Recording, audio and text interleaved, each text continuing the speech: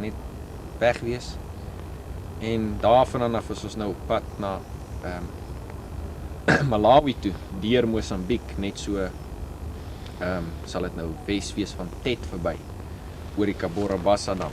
Nou ons het nou 1 in 'n miljoen topografiese kaarte gehad om op te navigeer en dit is nou nie die beste ding wat mens kan doen nie, veral 'n helikopter en dan sit mens nog 50 voet of net so boomtop hoogte en dan kan jy nie eens veel sien nie.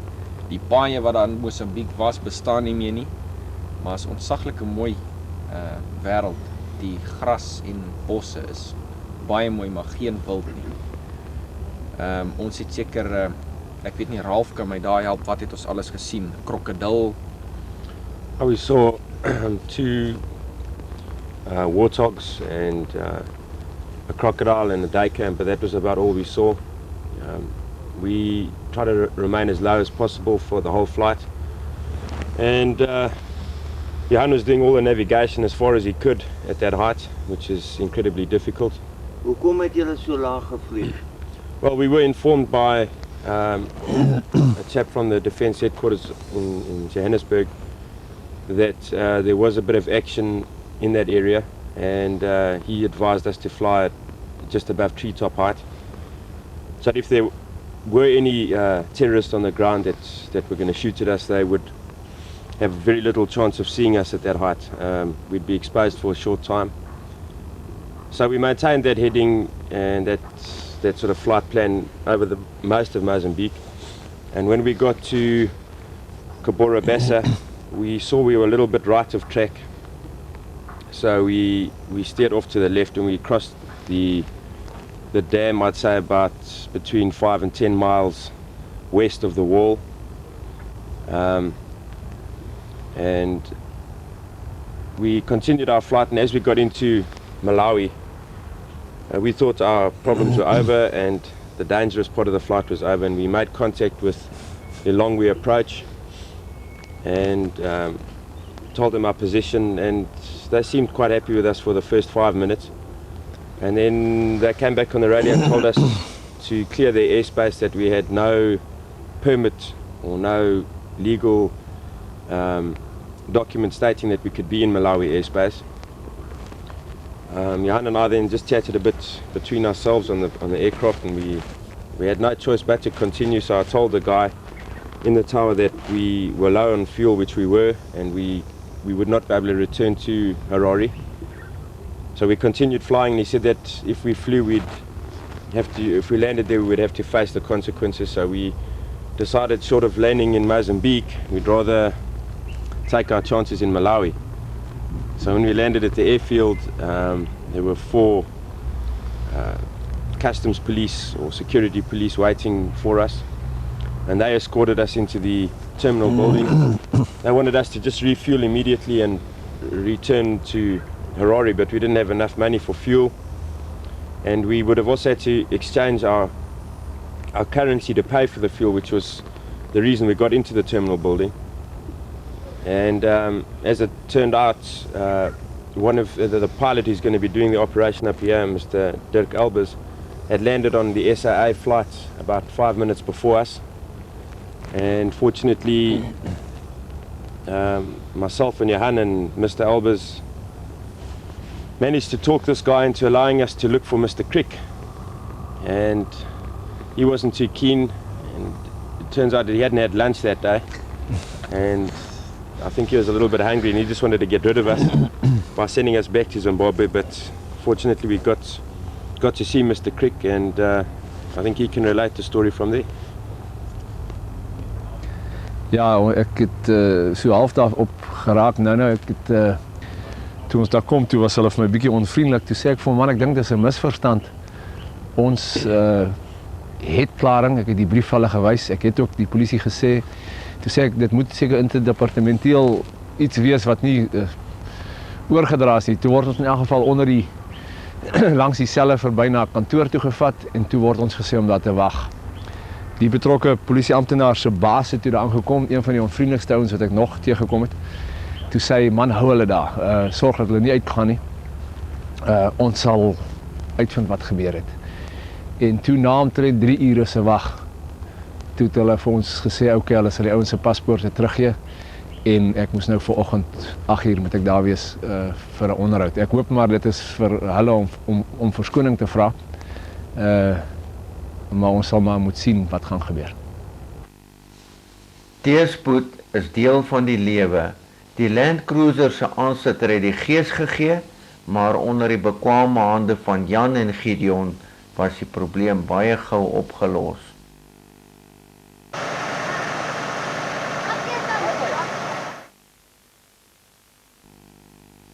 Dirk, jy moet die film mooi in die kamera sit, want vandag gaan daar baie wees om af te neem.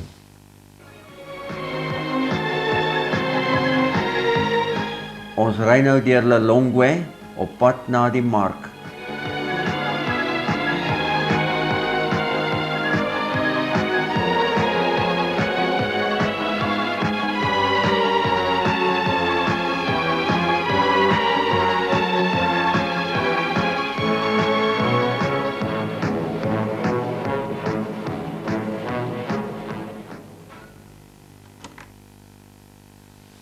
Die mark van Lilongwe, die grootste mark in Malawi.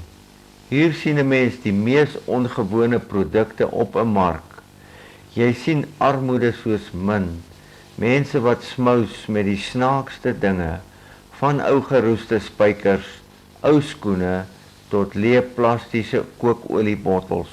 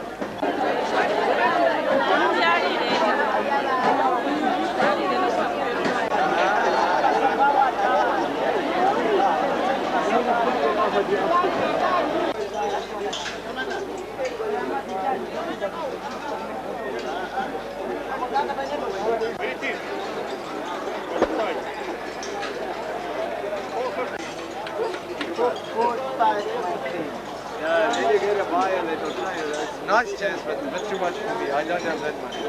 I'll give you. Met ou olie en doemblikke maak hulle lampies. Niks word weggegooi nie.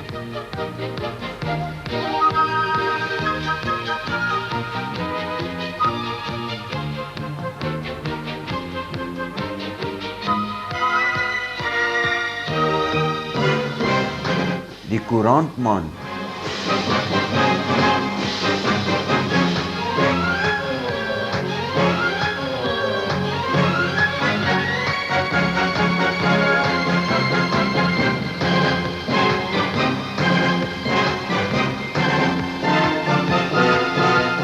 Een van talle tire shops in Lilongwe wat bande herstel.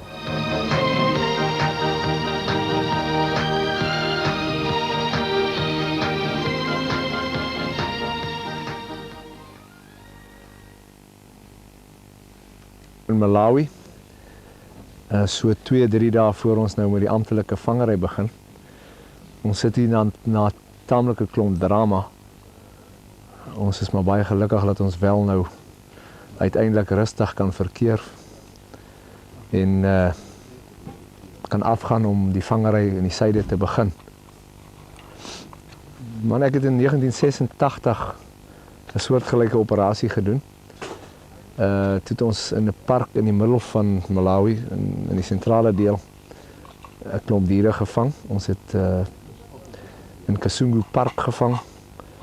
Ons het toe so 14 Buster gemsbokke en 9 swart witpense en so 50 Lichtenstein hartebeeste gevang. Dit was die eerste operasie. Ons het dit beplan om dit weer die volgende jaar te doen. Maar met verskeie faktore wat nou maar teen dit gewerk het, het ons toe dit nie reg gekry nie en na 3 jaar het ons uiteindelik reg gekry om weer toestemming te kry om weer amptelik hier toegelaat te word. 'n Operasie in Afrika klink baie keer baie makliker as wat eintlik is. Daar's baie logistieke probleme, afstande, paaie wat baie keer nie baie goed is nie, voer. Ek dink ook die derde wêreld se manier van besigheid doen is baie frustrerend. Ek het in 86 het dit redelik glad verloop. Hierdie operasie het vir my geweldig baie frustrasies gegee. Ek het 3 jaar beplan aan die operasie en omdat Afrika nie gebind is aan tyd nie, het dit geweldig baie selfbeheersing gevat en gebed om die ding so ver te kry. En ek dink dit is maar miskien goed om dit hier te noem, dat ek dink dit is maar net as gevolg van die Here wat 'n ou gehelp het om hierdie operasie reg te beplan, dat dit wel so goed verloop het tot nou toe. Ek dink nie 'n ou kon self die ding so glad het verloop het nie. En ek dink aan hom kom al die eer toe. Maar ek dink ek moet so 'n bietjie agtergrond gee oor waar ons die operasie wil doen. Ja, hier het ons 'n kaart van Malawi. Dis 'n geweldige waterryke land. Bo het ons Tanzania. Aan die weste kant het ons Zambia en dan aan die ooste kant Mozambique wat omkom en hierso die teetgebied eindig hier teen Zambia. Die land is plus minus so 118.000 vierkante kilometer. Hy is omtrent so 900 kilometer lank. Hy is so by die 80 tot 160 kilometers breed. Die meer is 570 kilometers lank. Op sy diepste plek is die meer so 'n kilometer diep. En dan die hoogste punt is hierso by Nika, so tussen 2300 en 3000 meter wissel die berge daar. Nou ek sal net graag bietjie so wil wys waar die areas is wat ons nou gaan byvang. Ons is op die oomblik hier in Lilongwe. Die lughawe is so 20 km van hier af. Nou ons sal afgaan met hierdie pad na die suide, af na Louwondi toe. Nou Louwondi is daar en dan die Louwondi Nasionale Park is hierdie stukkie daar. En dit is waar ons die swartwitpense sal vang. Dit is plus minus 250 km na Lilongwe toe. Dit is waar die swartwitpense sal kom en dit is nou hierdie hokke hier by ons. Daarna sal ons opgaan met hierdie een pad. Hulle het eintlik net een groot pad noorde toe wat opgaan tot daarbo Karonga en dan in Tanzania in. Nou ons sal van hier af ry tot by Mzuzu. Dis waar ons ander kwarantynehokke is. En ons gaan dan daar afdraai na Rumfi en dan op na Nika en dan sal ons by Chilinda gaan bly. Hierdie wêreld is geweldig hoog. Dis mens klim al die pad tot by Chilinda. Dit is so hoog dat dit ons genoodsaak het om 'n 'n Jet Ranger, 'n jet helikopter. Ek sal nou vir Dirk vra om vir ons te verduidelik hoe werk die helikopters op verskillende hoogtes, maar 'n piston helikopter kan nie daar vlieg nie. Of hy kan miskien net opstyg, maar jy sal nie kan bokke optel of 'n tweede passasier in die helikopter hê nie.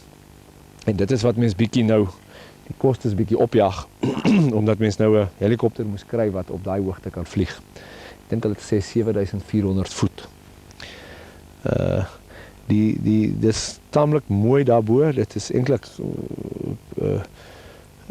'n snaakse, unieke tipe wêreld, want as mens opgaan dan kry jy hierdie bergagtige deel wat om die kant vreeslik bos is en vreeslike rowwe terrein. Daar's omtrent geen paaie nie. Dan die een pad op na Chalinda toe. Ry mens so op met die berge tot bo, dan hou die bos op. En dan jy hierdie sulke bulte met sulke valleie waar daar strome water is en forelle. Daar's dan geen bome verder nie, behalwe in die valleie sal mens nog 'n bietjie bos kry. So jou hele vangs daar kan nie met vangkrale gedoen word nie. Want dit is oop, heeltemal oop terrein. Geweldig baie rietbokke daar, geweldig baie elande, baie roun, zebras, maar daar is duisende rietbokke. Ek dink dis die bok wat die mees algemeen daar voorkom. Die bokke word van Nika afgevat. Ons gaan hulle daar pyl en dan word hulle aan die slaap, terwyl hulle onder die verdowing van M99 is, word hulle afvervoer